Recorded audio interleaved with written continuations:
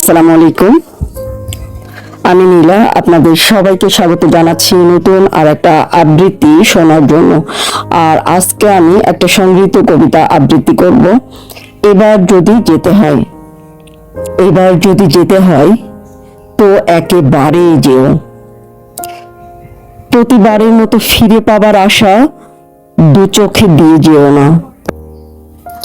বারবার চলে যাবার আঘাত ফিরে পাবার থেকে ভয়াবহ লাগে এখন।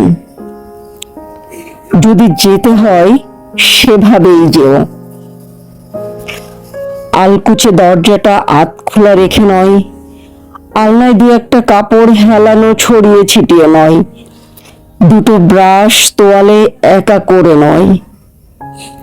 যদি যেতেই হয় ঘরের পর্দাটা টেনে দিয়ে যেও, যেন নিরাশার ঘুম দিয়ে কেটে দিতে পারি ঘরে খিল দিয়ে।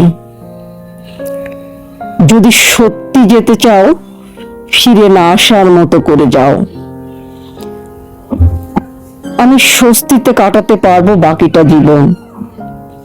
স্বাধীনভাবে সারাটা শহর ঘুরে দেখব, সকালের সূর্যোদয় দেখতে পূব জানালায় এবং সন্ধ্যার সূর্যাস্ত দেখতে পশ্চিম জানালায়।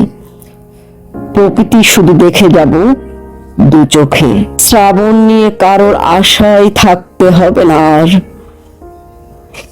এবার আমি ছেড়ে ছুড়ে বাঁচতে চাই, কারোর আশায় পথ চেয়ে বসে না থেকে একেবারে শিকলটা বন্ধ করে দিতে চাই।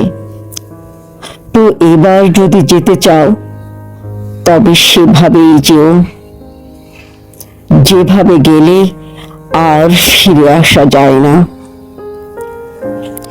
একটা মানুষকে ধীরে ধীরে নিঃশেষ হয়ে যেতে হয় না। তো এবার যদি যেতে চাও একেবারেই যেও। তো ধন্যবাদ বন্ধুরা, আজকে এই পর্যন্ত। আমার আবৃত্তি যদি ভালো লাগে লাইক কমেন্ট শেয়ার দিয়ে সাথে থাকবেন। ভালো থাকবেন, সুস্থ থাকবেন। আল্লাহ হাফেজ, আসসালামু আলাইকুম।